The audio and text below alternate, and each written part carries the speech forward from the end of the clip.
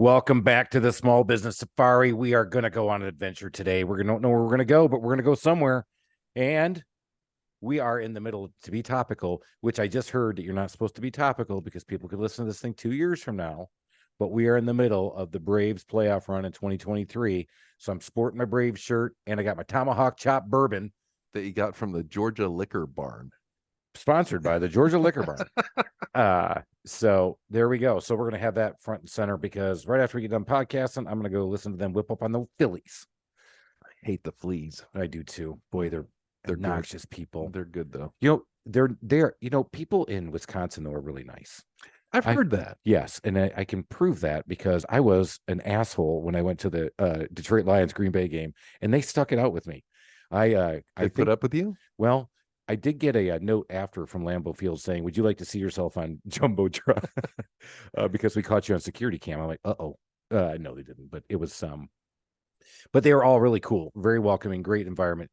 Philly, whole different story. I'm wearing my Braves uni here. I would never wear that if I went to Philadelphia to watch the game because it would be brutal. Yeah, I don't like that about modern sports, but whatever. Yeah. It's nice the Midwestern folks are still quality people. That's right. And that's who we've got on the episode today. Yeah. A good Midwestern folk. We have Justin Hatcher from One&Fund. Welcome, Justin, to the show. Thumbs up from Justin. Thank you. Appreciate it. My twins are also in the playoffs for the first. I mean, they always make to the playoffs, but they're actually in that kind of first round of the playoffs. Right. Which is a first. So. All right, so you're a Twins fan. That's got to be exciting because it's the first time in a long time for that team to make it to the playoffs and win a series. First, it was can they win a game? Then it was can they win a series? Oh my God, they've won a series. Now what? So now everybody's getting greedy up there, aren't they? Yeah. I mean, everybody in Minnesota, their hopes go up really high, and then the playoffs just shoot them right down. So it's quite nice. That's one team I've never actually hated is the Twins because I was a Tigers fan growing up and now I'm a Braves fan. But I just never hated the Twins. Who was the guy that it was a Kirby Puckett? Kirby Puckett. Yeah, right. It was just a great, solid dude. Puckett. How could you not cheer for that guy? You got to cheer for that guy. You got to cheer for all of them, So that's good.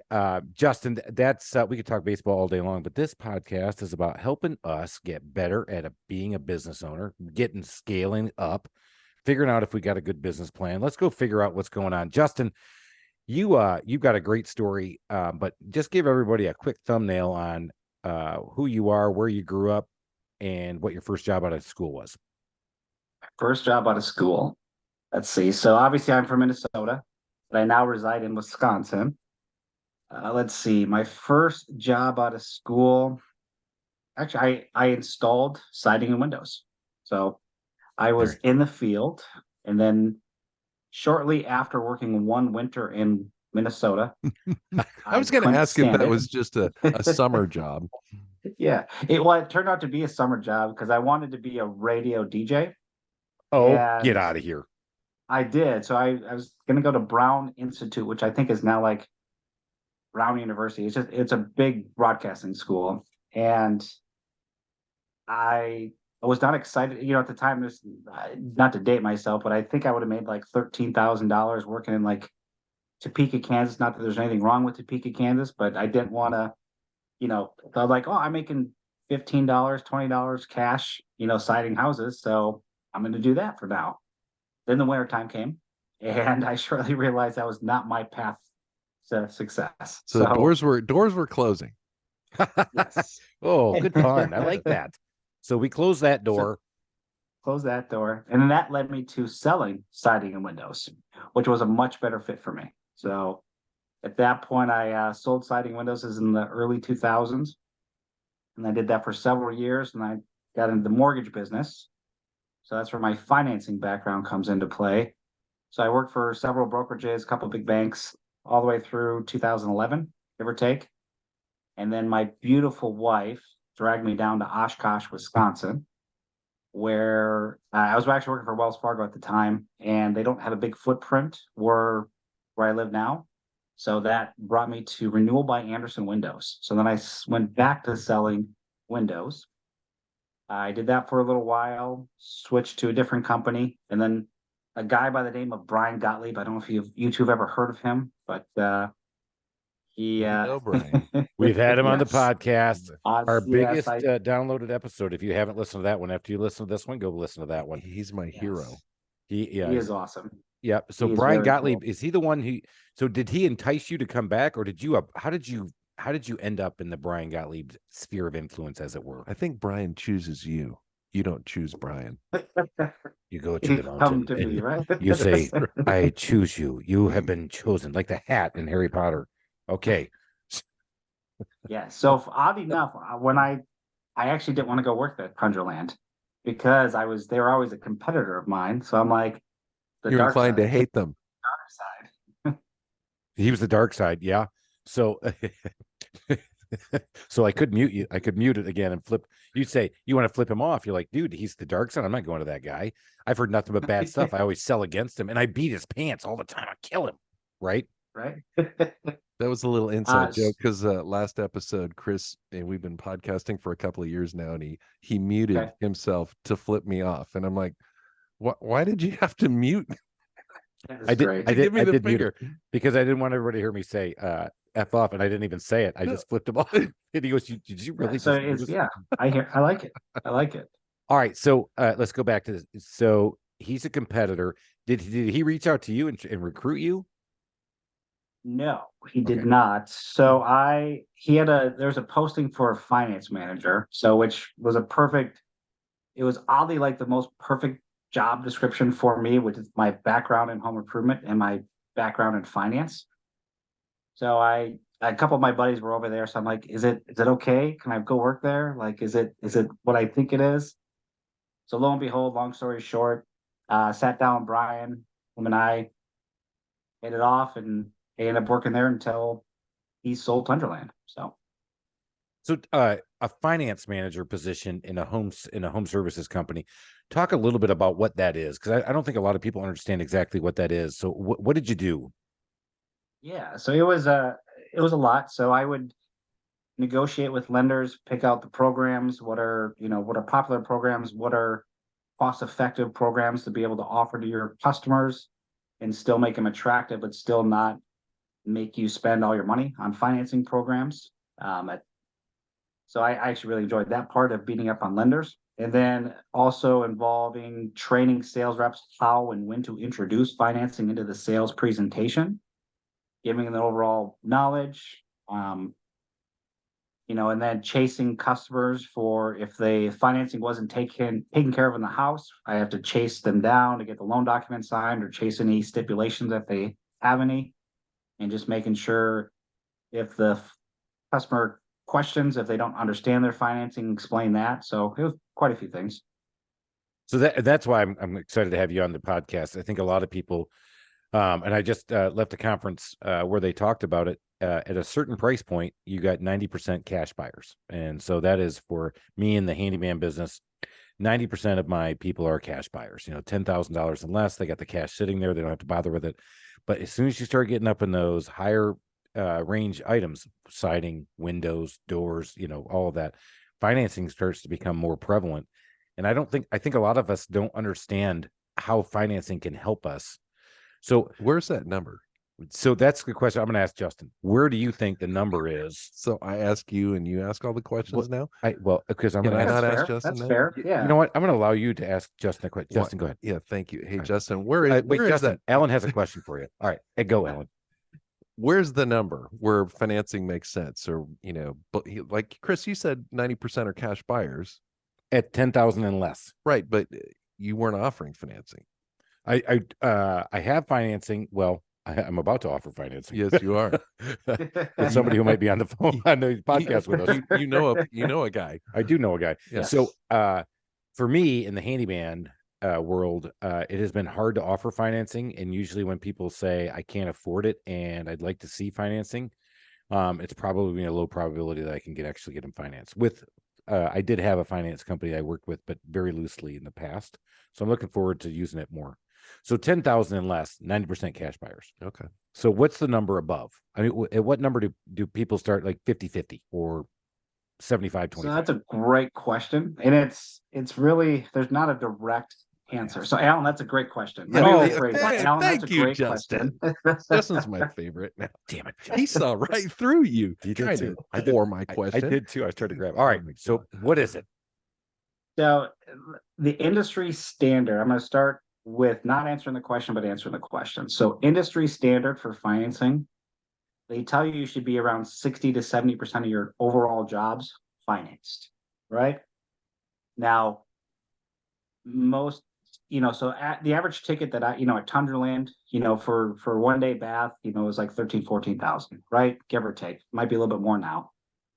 For a renewal by Anderson window, you might be closer to mid-20s for an average job, right? Now, with that being said, we work with a lot of concrete floor companies where their average ticket's $5,000, and they finance 70% of their jobs. So there's really not. That's a where price I was point. thinking we were going to be going with this, Chris. Yes. Oh, did you really? Yes, I did. So you asked a leading question just to stick it to me? Yes. 90%. Actually, well, Alan, I you don't know how called me to up self-finance. earlier, and we had this all planned out. So you just kind of fell right into it. I've been freaking ambushed. Well, and Oh my Justin God. did talk. He said earlier, and I wanted to jump on it. He taught the salespeople when to introduce the financing. Right. So you don't lead with it, I'm assuming. This is a fun debate I've had with lots of home improvement sales managers and owners of when to bring up financing. So I love bringing up financing. I should say I love bringing up the idea of financing really early in the conversation. So when I would train my reps when they sit down with Mr. and Mrs. Jones, they would ask their discovery questions, kind of figure out what they want in the project, all those really good questions. And then before they even do anything, any selling, any walk around, you can give them hey, here's our 7 steps to a successful appointment. And then you're going to break down everything you're going to do. And at the end, it's as simple as, hey, when it comes time for our customers to pay for their projects, they usually fall in 1 to 3 categories. Some are cash or credit card. Some like to take a hybrid approach and use cash and finance. And some like to be fully financed. Which category do you think you'd fall into? So you're not asking them to buy. You're not doing anything. You're just, hey, what bucket are you in? It's all about positioning.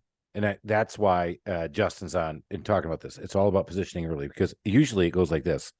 I say, yeah, the bathroom you're looking at, because we do remodeling as well. You're looking at 25 to 30. Oh, that's too much. Well, we offer financing. What did I just say? Well, obviously you're too poor to afford me, so let me offer you some financing. Look, so you Let me see if I can clearly save the sale. did not position Let me it save correctly. the sale right now. Yeah. let me kill it right now. And I've done that. So that's one of the things with Justin's company, One&Fund, that it really attracted me to them is his approach. And we're actually going to put our guys through sales training here shortly. Just for our listeners, how do you spell One&Fund? So it's the number 1, the ampersand and sign, and then FUND.com. One&Fund. That was a good question, wasn't it? It was, because I've tried to look for on their emails, and I go, is it ONEAND? WON? Is it one? Is it own? So, but let's go back into this again, because in business, if you position it correctly, like Justin just did, that's not offensive at all. You position it like Chris did, really offensive. So that's great. As you train your guys on this, and you find it, so you found that has helped, and it gets people involved in it. Now let's talk about the how to give them financing options. So Yes. How did you do that? So there's a couple. Let me go back to my Renewal by Anderson days really quick. So when I was selling Renewal by Anderson, I had complete autonomy on the entire rate sheet, and there was like 60 plans, and with different prices, different fees, everything involved with that. So the whole idea is to keep it simple. So with that, we used to give our reps 3 plan options, a deferred interest, deferred payment, and then a 5-year term, and then like a longer 10 to 12-year term. So the reason we would do that is it keeps it simple for them, and it all comes to the pricing standpoint, right? So when it came time to presenting price, we our list price would be the 5-year option. So it would show the large ticket item price, the MSRP before any discounts, and then it would show a 5-year option, so a higher payment. So that gives you a couple different ways to drop that price without giving away too much, right? At the end of the day. So whatever the monthly discounts are, hey, you're wearing an Atlanta Braves t-shirt, that's 10% off, and free install for the month of October, right? Look at you, Mr. Discount. Yeah, there he is with his I got my tomahawk chop. Oh, but here's what Justin just said, and this is the thing that again attracted me to them, because I'm going to train my guys better on this. So he just said is, look, you got a $20,000 job. You take 20, you show them a 5-year AM, you show them what the financing number looks like. Now you have a starting point, and now you can have them back down from that. That's nothing I've been able to train my guys on since I started it 15 years ago. Because obviously I'm the one training them, like, oh, you can't afford me? Well, here, I'll offer financing. the checkmate close. Yes. Checkmate. So the other nice thing about that, Chris, is, you can ask them what their opinion of their price is, right? And it's, usually you're going to hear it's too high, right? You very rarely ever hear it's too low. So at that point, you can ask them, well, what number is too high? Is it the overall project amount or the overall payment, right? So that way you can kind of adjust what numbers you need to adjust at that situation, right? So if they're fine with the numbers, but the payment's too high, you can then at that point pivot from a 5-year to a 10 or a 12-year, and you can pivot it as a flexible payment option for that homeowner, right? Like, all right, Mr. and Mrs. Jones, well, we can get you set up with the flexible payment option, and you can still give them the monthly discount. So here's what, you actually qualify for this, the Brave shirt discount and the free install. So that drops your price, whatever percentage you want it to be, and whatever your numbers call for. So you can lower the overall price, but then you can set them up with a flexible payment option with a longer term. So then you could it kind of seals the deal. And at that point, you can pivot or present the flexible payment as, all right, we all have tight cash flow months, Mr. and Mrs. Jones, right? So the nice thing about this flexible payment option is it gives you the ability to have a nice low payment. And if you have any extra cash flow, you can put it towards a loan and pay it off early, because there's no prepayment penalty. Nice. So I'm Chris. I start with One&Fund, and I do my first deal. When do I get my money as the contractor? Yes, great question. So not again.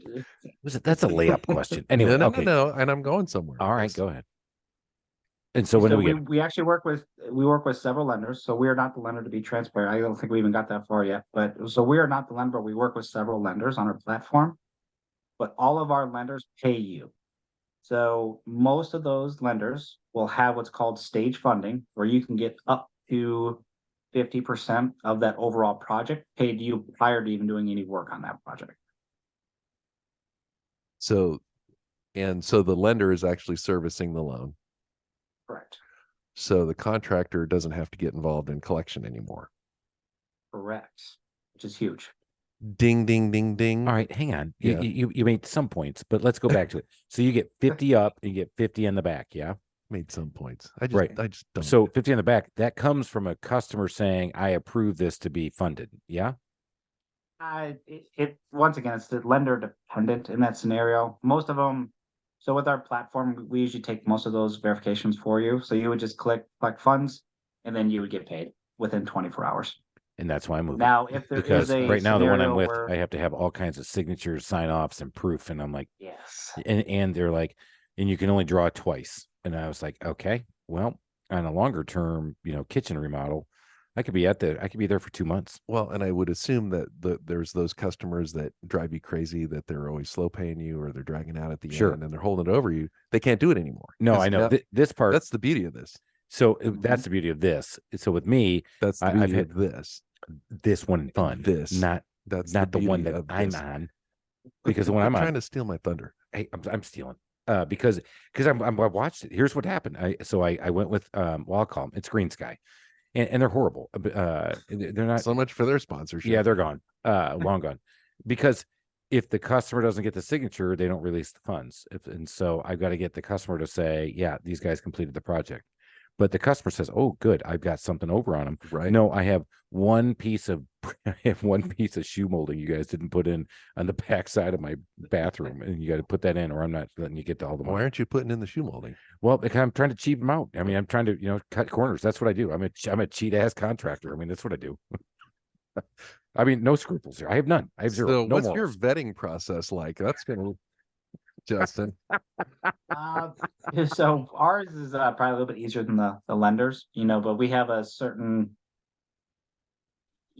so anything professionally installed would qualify for the lending that we do, right? Or that our platform does, right? So, our kind of sweet spot is the, kind of the one call close home improvement contractors, 5 million plus, somebody that understands the business, not, we can definitely work with newer contractors. We have the ability to kind of help train them from inception to their growth period, right? We're set up for that. But where we work really well is going to be, 5 million plus, that 10 to 20 million we can do a lot with, just because of, I've fortunately been involved with some large growth with home improvement companies. So there's some really big growing pains in that 10 to 20 million range. And then even 20 plus. So we can not only help them out with their financing, but we can help them out with some processing stuff as well. So yeah, I think that's solid. So back to the ability to, if you don't offer a financing option today and you're thinking about putting it in, what do you say the average close rate goes up? What's the increase by being able to position this thing correctly like you do and not like I do? And I'm asking for a friend as I'm imploding in my company. Yeah, hypothetically. So we, one of my partners, Rob Macklin, who I believe was also on another podcast of yours. So him and I reverse engineered the numbers one day. So you surround yourself with good people, by the way. Thank you. That's the goal, right? Well, thank you. I wasn't looking at you, Chris. Oh shit! Yeah. All right, all right. So reverse engineered. It is reverse engineers numbers. So as far as closing percentage, it's a little bit tougher to pinpoint that. I mean, that's going to go up, right? But what the biggest thing is, when you offer a payment to somebody, your average ticket is higher, right? So your average ticket goes up 20 to 25%. There you go. You literally that's a number you can take away. Yes. You literally can give yourself a raise by not even raising the prices, just offering a payment, because it's going to allow you to sell bigger projects or sell those upgrades, right? When you're looking at the kitchen, right? We're only working with $25,000 for this remodel. So, okay, we really want a nice countertop, but we're going to chintz out on the finishes. So now, hey, those finishes are only going to cost you $15 more per month. So you're saying you can't afford $15 more it's me, right? So what you're saying is if you've been in business for 15 years and you're doing over 5 million and you're not financing, you're a big dumbass.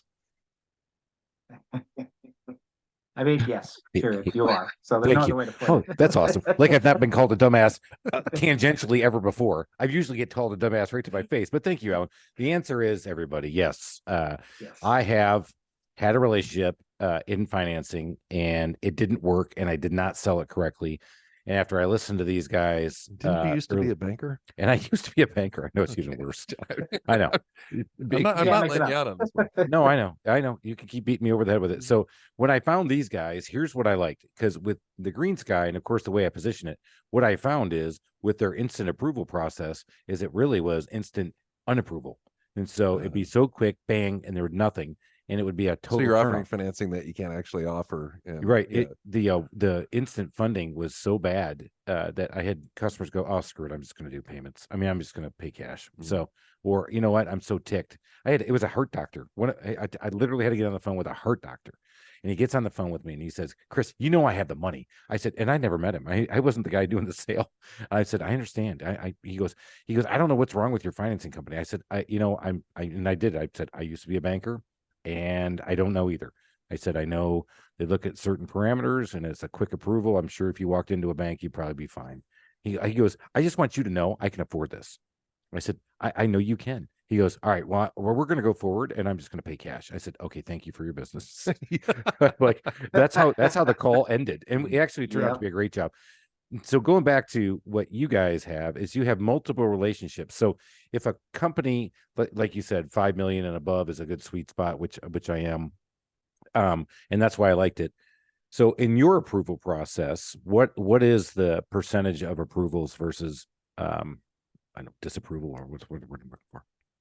Rejection. The rejection. Rejection, yes. Rejection. So with all of our, because we have multiple first, second, and third look options. So we are hitting right around 85% approval rate right now, which is huge. So that's awesome. 85% approval rate. I mean, just look what you can do if you start to offer this. So One&Fund's platform. Tell us how it would work with the company. I'm a contractor out there. How do I use your platform? Yeah, so it's a easy lending application. And I'm sorry. I didn't mute myself in that one. Did I say that? Did I say that out loud? Okay, go ahead. It's a universal credit application. So you can either have it filled out on your device, whatever it is, tablet, computer, or you can email it or text it to the customer. As soon as that's filled out, that gets sent to us. We're going to do a soft credit check. Then we have our own proprietary backend underwriting that we do. And then what's going to happen then is we direct it to the right lender the first time. So if it's a situation where it's not the strongest credit customer, it's going to go directly to a second or third look lender for the approval. So that way you're not going to have that uncomfortable, hey, Mr. and Mrs. Jones, you're declined by the first lender. Let me go check with the next lender. So it just automatically will get routed to the right lender the first time. Then at that point, once it's approved, you pick your appropriate plan that you're looking for, and then you sign loan documents right on the platform. And then you can manage all the different lenders on there as well, which is nice. From submission of the application to approval is how long? I'm going to say 60 to a couple, 2-3 minutes if it's a not so strong customer. So how about that? So by the time you're done making a sandwich out of their fridge, Chris. Right. Let's go back to one of my favorite closes. If we're cooking, we're closing, baby. That's a shot from the past, a long time ago in a podcast. Yep. And I actually I know Justin knows that guy too. Paul Burleson. Oh, yeah. Paul, I know Paul. Yeah, he talked about the window and siding closes back in the day. If you're making a sandwich in their fridge, you got them. Yeah. If you're cooking, absolutely right. If they're cooking for your kid, you got them. So yeah, and if they offer you a drink, you always say yes, because then you got a deal, right? There you go. Wow. How about that? Ooh, I like it. I might start doing that. All right. So One&Fund, it's all web enabled. It can be on your device. You could do it right in your house. I think, got to go check this out. I love that you guys have this option. So let's go back to the entrepreneurial story here, though. So you were at Tunderland and Bryan came in and said, "Hey, I'm selling. I'm out." Did you immediately go, "Oh, that's awesome," or did you go, "Hey, what about me?" Yeah, I mean a little both at the end of the day, right? Don't worry, he's not. So I stuck with Tunderland through that acquisition of Leaf, and then I stayed on board for roughly about 6 months. At that point, my wife Jen and I had our own, prelude to One&Fund. We had a company called Simple Choice Lending, where we had relationships with multiple lenders and just set companies up directly with those lenders. So we kind of already had this business model. So yes and no, I guess, to answer your question. Gotcha. All right. So you worked with Tunderland for 6 months, and then you had this idea for One&Fund. Did you guys build a business plan? Did you put? Was it a team? Is it a partnership? How did you guys structure all this? Yeah. So Jennifer and I, my wife.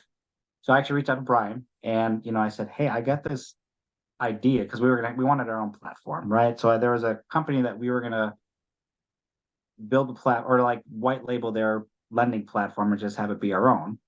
And it was a really good deal that we had. So my beautiful wife wanted me to just have somebody else's eyes on it. So I reached out to Bryan and said, I'm like, "Hey, that's an opportunity. Here's this deal. Take a look at it." So he called me super excited. So whenever Bryan gets super excited, you should be super excited, just to let everybody know. So I'm excited just to hear about Bryan being excited. Thank you, Ellen. There's a lot of excitement going on here in this podcast. Hang with us, everybody. So at that point, he's like, "Hey, I want you to talk to my attorney, Rob Macklin." And I'm like, "Okay." So he's going to help us structure the deal. So we met in Neenah, Wisconsin at a coffee shop on a Saturday afternoon, which was, my wife was not happy with the potential, prices for a meeting with an attorney on a Saturday. But so we're having coffee. We're telling what the opportunity we have. About halfway through, Rob starts pitching us on him. I'm just like, going on here, right? So I was super confused, and I'm like, wait a minute, he likes our idea. So, lo and behold, Rob's obviously a super smart dude, and he understands business. And the three of us formed One&Fund shortly after that meeting. So he left his law firm, and as of February 15th of this year, all three of us have been solely focused on growing One&Fund together. So beautiful. That's an awesome story about how you do that. And there are two things though that are not so awesome, but I love that he said lovely wife a couple times. So I love that you're in partnership with your wife. There's no in hell, by the way, over here. She's out doing her own thing. That's important for all of us. So I do not have a wife partner, but that's awesome. You guys do that. You have the three of you. You started at February 15th. Here we are to timestamp it. We're talking about October. How has it been going? Yeah, it's a really good question. So we had several tech partners. Alan, I got to throw in one bone. I really appreciate that. I mean, my God, it was just. That's funny because I was actually I just got back to the microphone because I did a victory lap. I'm like, say what? I won. It's such a weak question, but anyway, let's go ahead. So we had several tech partners that we were going down the path with. None of the deals felt right because we didn't own the platform, we wouldn't have owned it, and it was expensive. So oddly enough, my neighbor, who works for Amazon in the cybersecurity department, I was telling him what we're doing, and he's like, well, I can, that's my space. I can help, consult on it. So we actually hired him as a consultant to interview with all these different platforms. And he's like, these guys all suck. They don't know what they're doing. They're making it overcomplicated. I'll just build it for you. Like, oh, okay. What a good neighbor to have. What a good neighbor to have. I take back every time I egged his house too. So I will, right? I apologize. So yeah, I did not toilet paper your house. That was the other. It wasn't me. Friends. That was Bryan. Which he's been. I did not call the cops on yeah. you guys because your music was too loud. That was not me. Exactly. It wasn't me. So we got super fortunate and blessed to have him build our platform. So now it's ours. We own it. It's been a real amazing situation. And so how many clients have you guys signed up, and how do you go about trying to find clients? Yes. So we have about 70 different contractors nationwide we're working with today. So we recently just hired a gentleman by the name of Sean Peterson, who used to be at another lender. So he's our VP of sales. So he's kind of he is our kind of out on the streets, getting, his database and, our main point of contact. So we were at a lot of shows. We're just at NARI. Saw Chris down there last week in Las Vegas. Did you listen to his speech? It was great. It was amazing. He looked down. Does that mean? I think he's lying. I don't know if he was in there. I think looking up is lying. Looking down, he's embarrassed or something. Or he thought it was really bad. He just said, "Oh, I gotta put me on the spot. Now I gotta say it's good." No, I had a text message come across, and my screen went blank for a second, so I had to see what it was. Okay, my phone rang. Nice deflection. See, people from the Midwest are so nice. I know. So I think we just found out what he thought about my speech. That's right. He's going to send you a casserole. Hey, I was excited. I actually got some good feedback after. So it was really good. So yeah, so I had fun with it. We're doing it again. All right, back to the One&Fund. So 70 contractors beat the streets, doing trade shows, trying to get your name out there. Obviously, you're on this podcast. So we're definitely want to push this out to everybody and make sure that you check out One&Fund if you're in the biz and you want to do this. It's not just for home services people, though, right? I mean, it could be for anybody. Anybody. So anything that's professionally installed. Like I said, we work with home service companies like yourself, Chris. We work with roofers. We work with a lot of, I have a deep ties to the one-day bath business. We work with a lot of shower companies, a lot of window companies. Like I said, we've tapped into the concrete flooring network quite a bit too.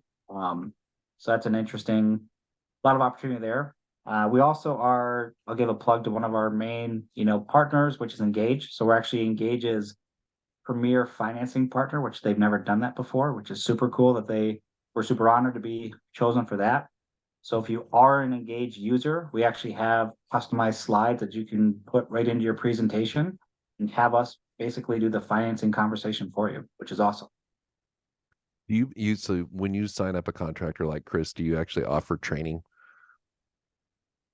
Yeah, so that's a big part of our platform and the way we're going about the whole consumer financing aspect is we built this for home improvement people because we're home improvement people, right? So we didn't build it from the aspect of a lender, right? Because lenders build it, they want you to fit inside their box, and if it doesn't fit inside the box, they don't want it. Where, my whole goal was I wanted to level the playing field with contractors and lenders because there's a weird power dynamic, I'll call it, just for PC version. So I wanted to level that playing field so contractors have just as much power in the say. So that way, if a lender's not performing, guess what?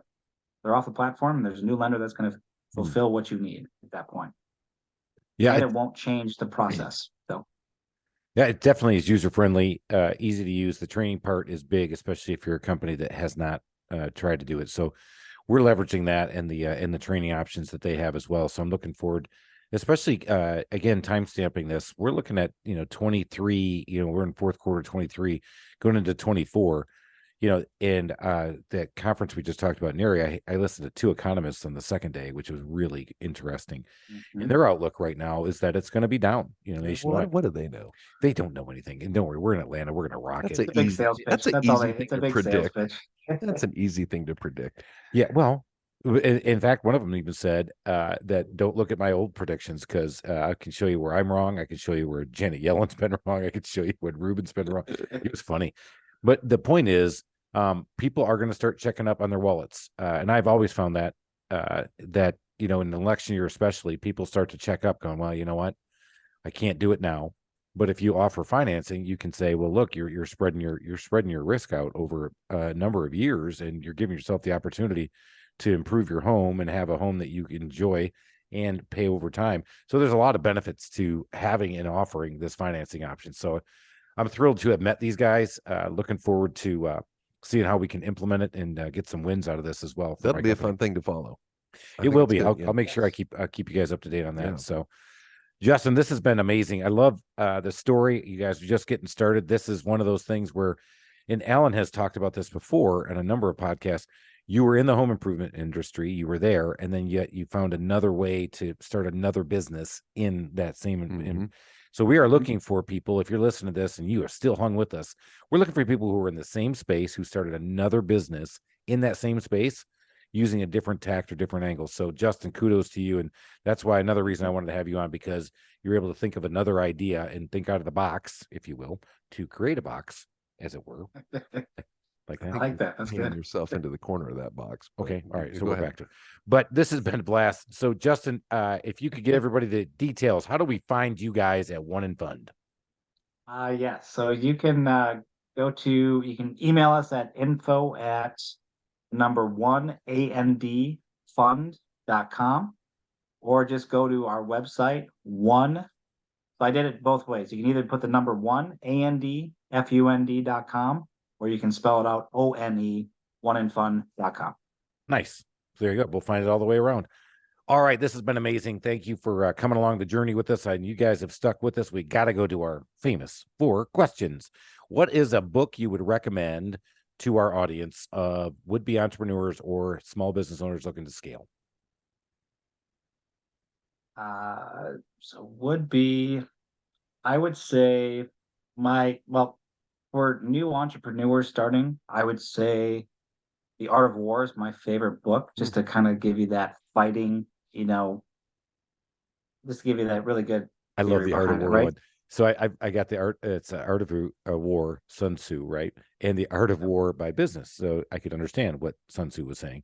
And so we put this out there. We put it on YouTube, right? And you are allowed to comment out there, right?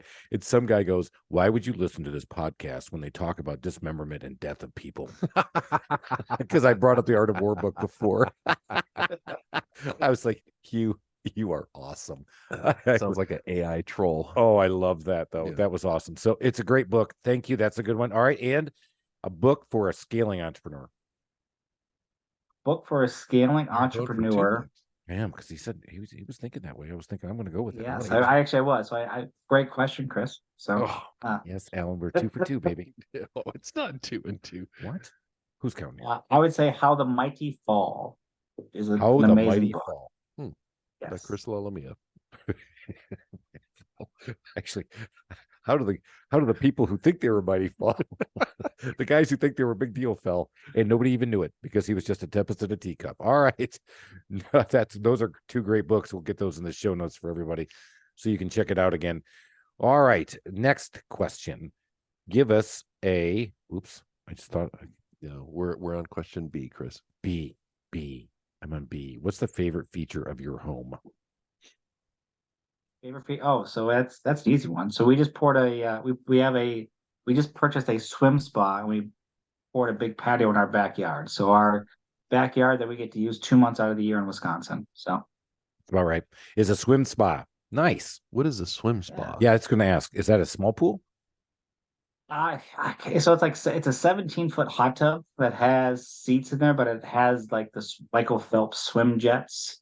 Right. All right. Oh. So first year you've had it, right? How many times have you used it this year?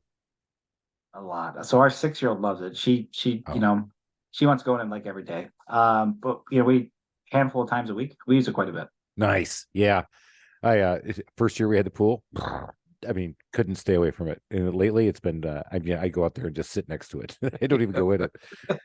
Even in Atlanta, where we can use our pool year round, and the 2 months we can't use it is the middle of July and August because it's 150 degrees outside and the water is 92. So, all right. Next question. What is a customer service pet peeve of yours when you're out and you're the customer? That's really, I would say, not being paid attention to. And I'm not a needy person, but just like kind of being just never being asked if I want a refill or anything like that, or just when I actually want a customer like attention, or not, I should say that, but like when I want like help from somebody and they ignore you, right? I'd say that's the biggest pet peeve. All right. So if you're out with a group of people and you probably have been with one of those guys, because I'm not this guy. If I'm being ignored, I'm not the one who gets up and goes and gets somebody. I'd rather just sit there and say, okay, it's all right. I'm just going to let it go. But I have a friend who is always that guy. And he gets up, and next thing you know, the entire restaurant's going to know. And that's got to be tough. All right, which guy are you, Alan? Well, I'm just thinking, how can anybody ignore you? Because you're usually dancing around the restaurant and high-fiving everybody. That's actually more than what I do. But I don't get up and go, hey, can we get some service here, please? I mean, that one just makes me feel so awkward. Yeah. No, I I'm agree. I'm the same. silent assassin. Yeah. Yeah, I'm the gregarious assassin. I'm the hey man, hey buddy, thanks for that water. Hey, while you're doing the water, you think you can get us some drinks? What are you thinking? Okay, can we do that? I'm that guy. So there you go. Don't ignore me. You got the dollar bill kind of tucked between your fingers. Right. Hey, snappy snap. Slip it in there. Slip it in his coat pocket for him. All right. Last question. Here we go. A Subway coupon.